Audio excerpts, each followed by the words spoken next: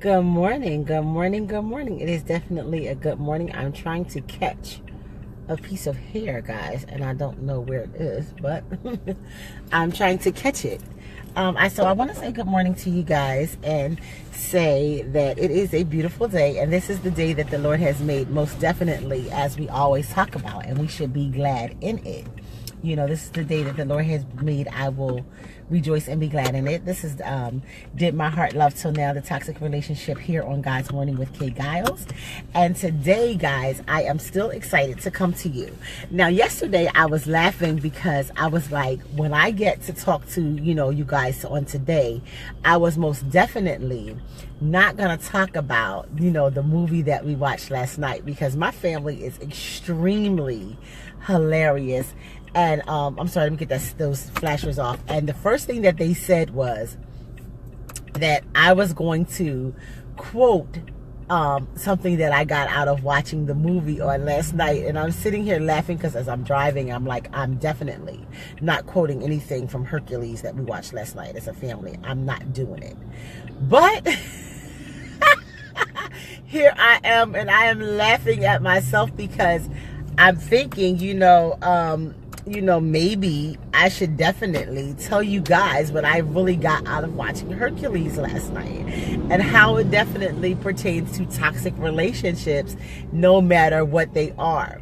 So, as you know, in the movie Hercules, there is Zeus and then there is Hades. And Hades was banished to the underworld, as you know, and he got so upset when Hercules was born. And, he wanted to hurt Zeus, but he couldn't hurt Zeus because, as you know, in the movie, and as the Greek myths go, gods cannot be destroyed.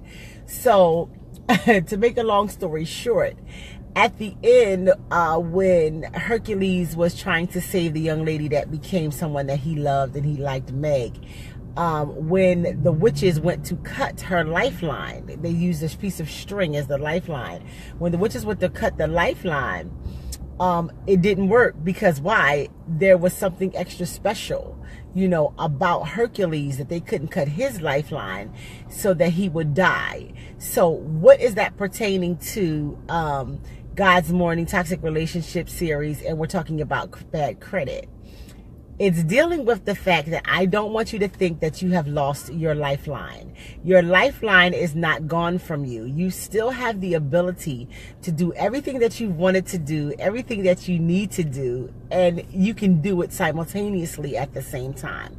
So remember when we were talking a little moment back, and I was talking to you guys on the Courageous Faith Show. It was on a Sunday, as well as I was talking to you throughout the week. I told you that I was going to deal with a couple things with the Narcotics Anonymous. And what they do is they have a 12-step program. And so I said it would be very good to take what they've done with their 12-step program and turn it into something for people who have come out of a toxic relationship, some of the things that you might want to do. But this time, if you are the toxic individual, that you are definitely making sure that you're toxic in someone else's life, then this is something that I think is very good for you. Even though you both can do it, I think it's something that's very good for you. So I'm going to go over that a little briefly before I get into a few more things about bad credit, because I just wanted to give these little 12 steps because I really thought they were very important. And I think that sometimes we're going through our lives and we're trying to live daily, and then, we're going to work and we're trying to make sure the kids have everything that they need, and then we're feeling like, oh my God, how am I supposed to, get this done when the kids are definitely on my mind. I have to still be a mom. I still have to be a dad, and this thing didn't work out for me, and I'm just really feeling some kind of way. I really want to just lay under the covers and just, die. But that's not what God has mandated for your life. He's mandated that you pick yourself up and you get back out there and you do exactly what you need to do, and you not allow anybody to make you feel like, you're definitely less than, or you cannot maximize your potential as who you are. So the first one thing that I found out about the 12 steps of Narcotics Anonymous, which was very interesting to me, is that the person who is addicted to something, so I'm sorry, guys. So if you're addicted, not so much as addicted, but if you're in a relationship and you're trying to figure out if you should leave or not because it's toxic, the first thing that you would have to do is, they're saying is that we admit that we are powerless over our addiction and that our lives have become unmanageable. And one thing I liked about that was that that's definitely what happens when you are in a toxic relationship. Your life becomes unmanageable for you. You know, you're like, okay, I can't live without this person. This person is telling me that I'm not this without them.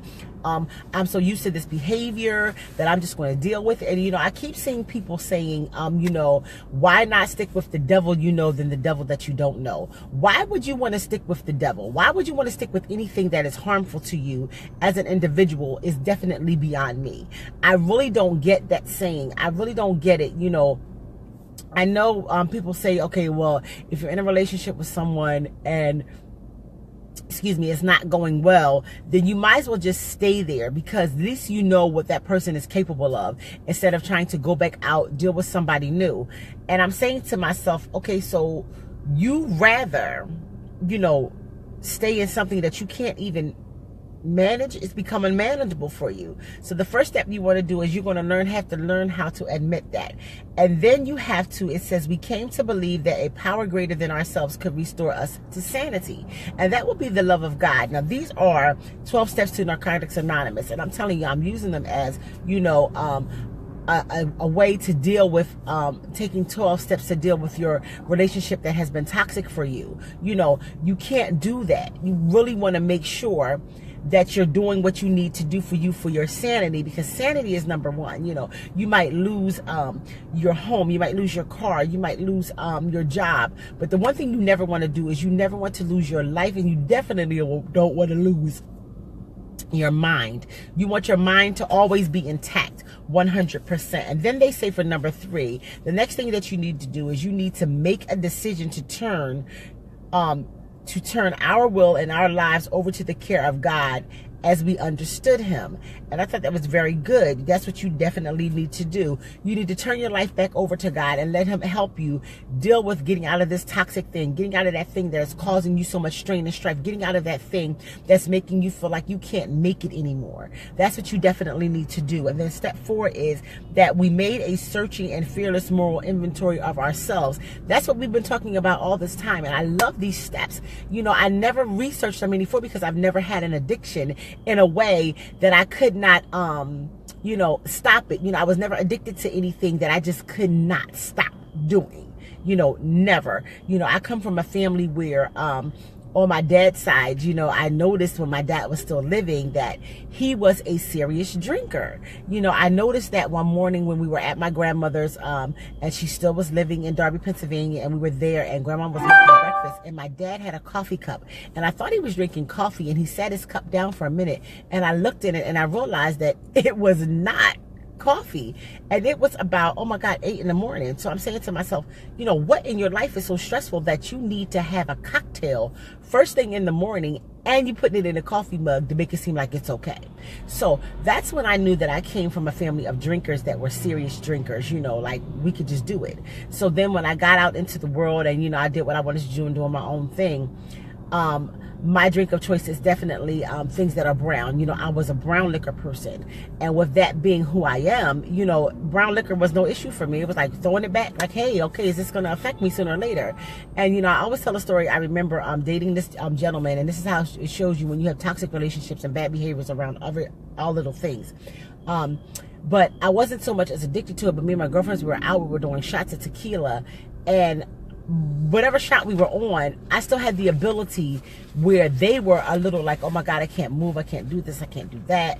I had the ability to get up, walk to the restroom, come back, have an altercation with the gentleman that I was dating, letting my nerves get me to the place where I was over the top and where he was moving too fast, throwing a bar stool, getting banned from the bar. Like, you know, I'm just putting this out there to you guys that, you know, when you need to know your history, you need to know yourselves. You need to know yourself really good. You need to do an inventory. So you need to know why you do what you do. So for me, I know that for me, you know, a certain amount of alcohol is not good, even though I'm not addicted to it because it's not something that I have to have or that I crave 100% of the time in my life. Now, don't sit out there acting like every now and then you don't say, oh my God, I need a drink.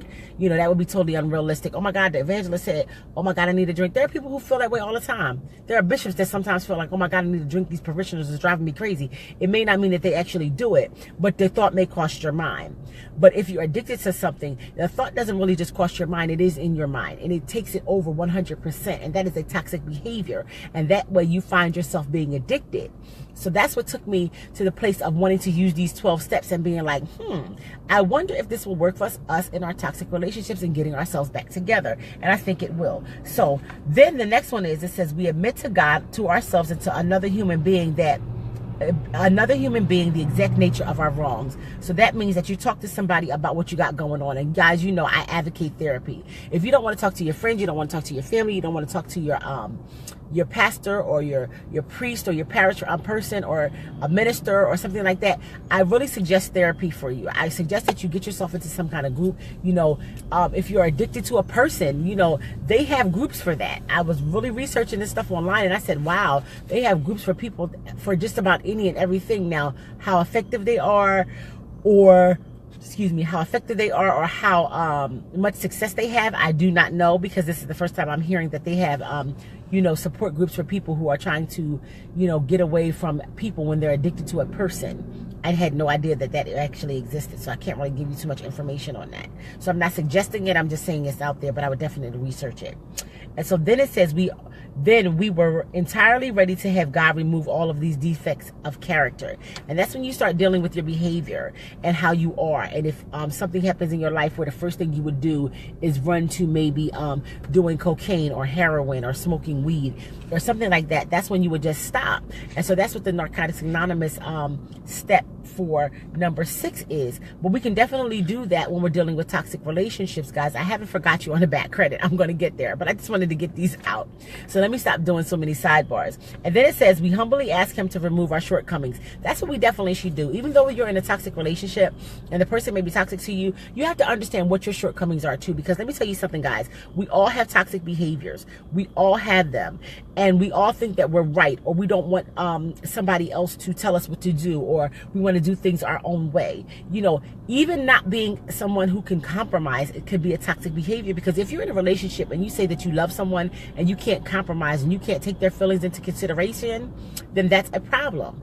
That is definitely a problem. And you should always take their thoughts and their feelings into consideration, because they are owning their feelings. They're coming to you because they love you, and they're telling you, these are what my feelings are, and this is what I think we need to do for me to feel whole. It is not for you to say, well, okay, well, I understand what you're saying, but well, how do you think you made me feel when you did thus and so? That's the blame game. That's the blame game all over again. That takes us back to the scorecard when we first started this. We don't want to do that. Okay, so then the next one is, it says number 8 for them would be, we made a list of all persons we harmed and became willing to make amends to them. Now listen, that's the same thing that the Bible says. You cannot tell me that these 12 steps from Narcotics Anonymous was not made by someone who was very spiritual or who knew God, because they made it in a way where they're giving you the thing of, you go to your brother if you have an alt against them, something like that.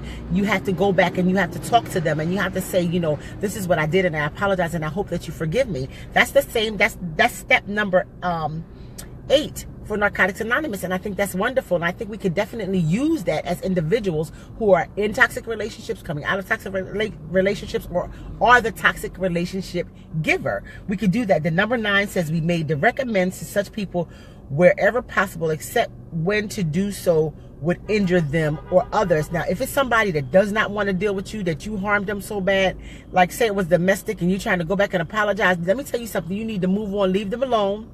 Pray and ask God to forgive you, because if they had to get away from you in a vein because you were so domestic to them, that you were violent, stay away. Give yourself your own restraining order. You can go get a restraining order. I would like to restrain myself from ever going around so-and-so because I feel that I'm harmful for them. That's being a grown-up. That's being mature. That's just being mature. That's just my thought, Then number 10 says we continue to take personal inventory, and when we were wrong, promptly admitted it. It's okay to tell the truth. It is so okay to tell the truth. You know what I'm saying, guys? Yes, the Bible says the truth will set you free, but the truth will also hurt, and it will heal. After a while, once you tell somebody the brass tacks about something, they're like, you know what? Okay, it's cool. I can deal with that. and they're fine. And they go, okay, I can deal with it. This is what I'm going to do. And then the number 11, we sought through prayer and meditation to improve our conscious contact with God as we understood him, praying only for knowledge of his will for us empowered to carry that out. Pray. Prayer will get you through anything. What does prayer do? Prayer changes things. Prayer changes people, places, and things. That's what it does. It changes people, places, and things. It can definitely do that. And then it says, having had a spiritual awakening as a result of these steps, we try to carry this message to addicts and to practice these principles in all our affairs. I thought that was so wonderful. That's how Narcotics Anonymous actually handles it. I said, this is so wonderful. That's the 12 steps of it. And I gave them to you in a broken down version where, I broke them down to the point where I was rearranging words and things like that, making it toxic for toxic relationships and how we can handle it in our lives. So, we can definitely survive, and we can definitely get past a lot of things in life, and we can definitely move towards being better individuals. So now the last thing I want to talk to you about while I have you this morning is I told you we were going to still deal with the fact of having bad credit and that being a toxic relationship. I hope you guys have done what I asked. I hope you've done it. I hope you've done it. I hope you've most definitely went where I asked you guys to go. I asked you guys to definitely go to annualcreditreport.com. I was going to type it up on the thing at the bottom, but since I have it on the thingy, I can't really see you guys, and I don't know what you're seeing, so I don't want to go away from you, but I'll definitely put annualcreditreport.com in the comments, so to definitely go there. Go to annualcreditreport.com and definitely get your credit report, because we don't have to live a life of bad debt and bad credit. We don't have to do that, because that's not something that we want to do. In our simple Our Father prayer, it tells us to forgive our debts as we forgive our debtors, and we're asking God to do that. But when do we get to the place where we put our faith into works and we get into action of it? Okay, so for the last 15 minutes of this morning, I'm going to talk to you again about your credit. But listen, take those 12 steps that I gave you and apply them to your toxic relationship. Make sure you do that. I sat down, I took the time, and typing it up, just to say, to change the Narcotics Anonymous 12 steps around just a little bit, to have a 12-step forum to you definitely, or a formula for you getting over what you're in or what you're coming out of, because it'll definitely help you. I really believe that it will. And I really believe that when we come to the place and we admit that something is not working, that's the only time that we can actually get a resolve. You have to admit that it's not working in order for you to get a resolve, in order for you to get to the next phase of your life. But you also have to remember that when you're doing that, you have to be very, very honest. You have to understand the part that you played in everything. Because listen, when something is toxic, it takes two people to be toxic. Even though you may feel like you are the total victim, listen to me, guys. Even the victim adds to what the person causing the problem to you.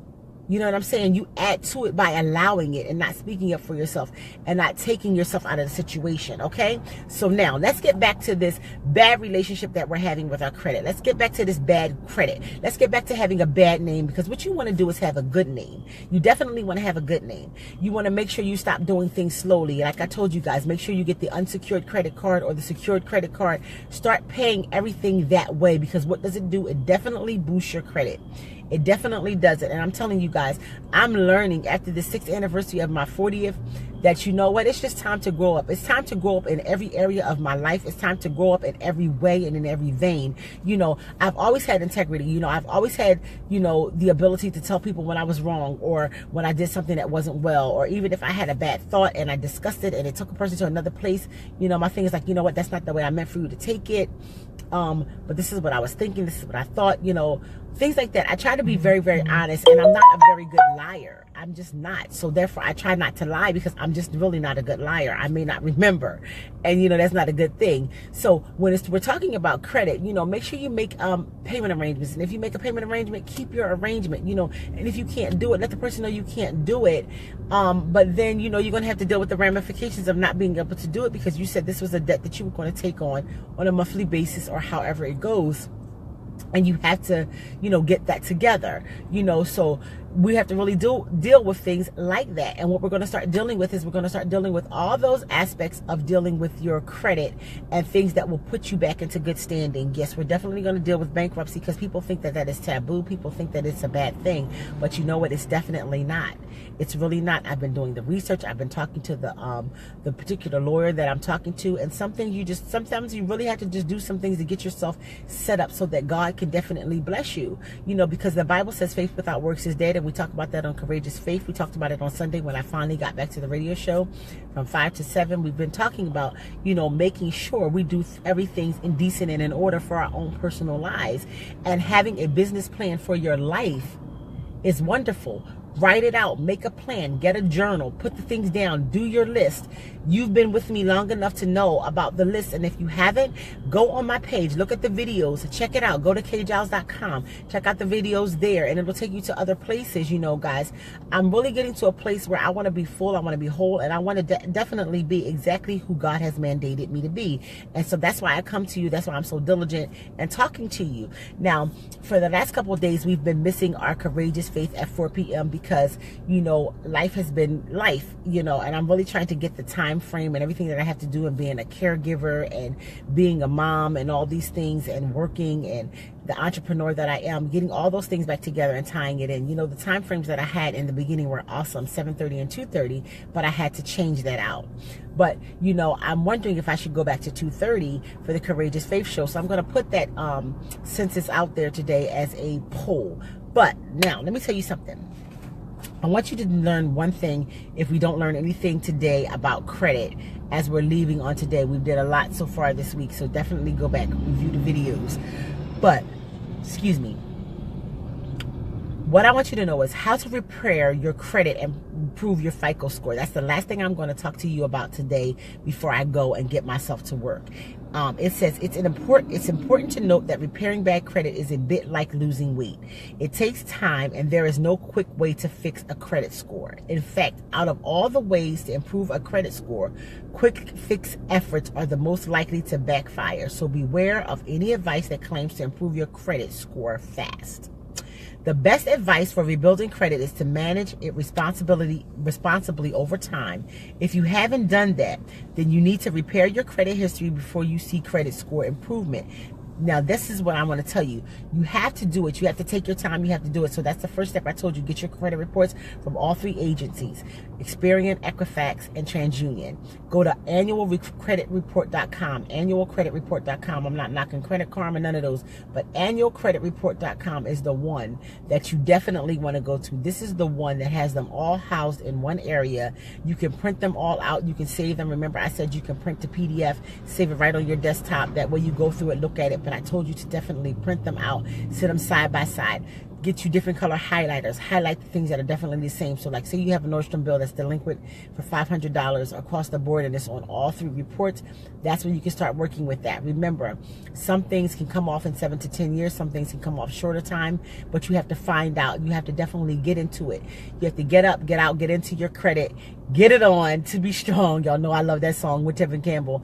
And definitely get it done so that you can regain your name, you know. And we'll even be talking about, you know, the steps to purchasing a home, you know, soon, the steps to getting a car and not having your interest rate be through the roof. And remember, I told you guys, if you have a car note right now, your car note, let's say for example, is $250, start paying $300 on your car note. And definitely when you pay the $300, call in and say to them, $250 is for my note, $50 is for the interest. That way when you get to the end of your loan, you're definitely done. Or you can do like some people, you can lease your car. That's one thing I really love. But at the end of a lease, remember guys, there's going to be a balloon payment at the end of a lease. Either you can pay the balloon payment and keep the car, or, excuse me, I'm so sorry, they'll have a fee at the end that you'll have to pay even before you trade up. But I really like the idea of leasing. That is something that I totally love, because when you lease a car, you can get a new one every 2 years. And I think that's something that I'm going to definitely go forward to doing when I go to get my own car. Because right now, my daughter and I, we carpool. This is her car. But for myself, I think I definitely want to lease when God takes me to that point and to that place and he shows favor in that area.